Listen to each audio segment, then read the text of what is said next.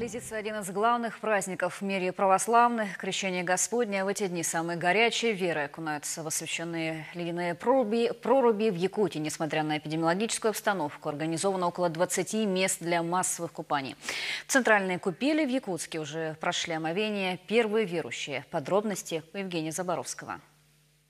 Христос, истинный Бог наш, молитвами пречистые Своей Матери и всех святых. Чин великого освящения воды предваряет божественная литургия. Считается, что крещенская вода обладает такой же чудодейственной силой, как и река Иордан, в которую входил Иисус Христос.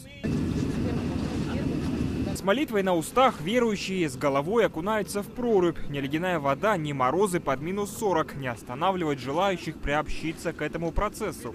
Мы же северные люди, на холод не страшен. Для организма такая стряска, да, температурная, но и душевная.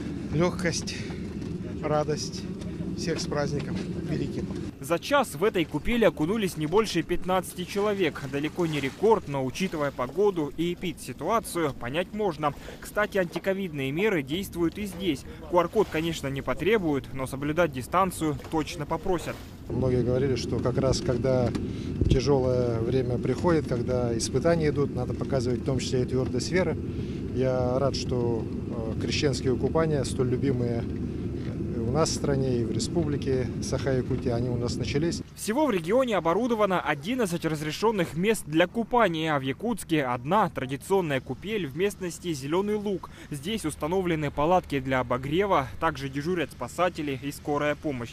Температура воды плюс 2 градуса, снаружи минус 40. В купели, конечно, теплее, но решивших согреться таким образом все равно мало. Гораздо больше тех, кто следит за их безопасностью. Все из-за требований санитарной безопасности. Организаторы обещают не допустить столпотворения, а также оказать первую помощь в случае необходимости.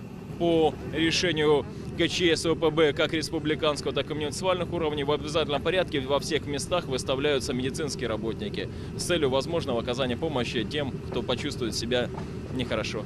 Вход на купели свободный. Совершить обряд очищения в ледяной воде может любой желающий. Но, как напоминают священнослужители, эта процедура не обязательна. Что непременно предполагает крещение Господне, так это посещение храма. Праздничные богослужения в эти дни идут в Преображенском кафедральном соборе, где верующие могут в том числе набрать святой воды.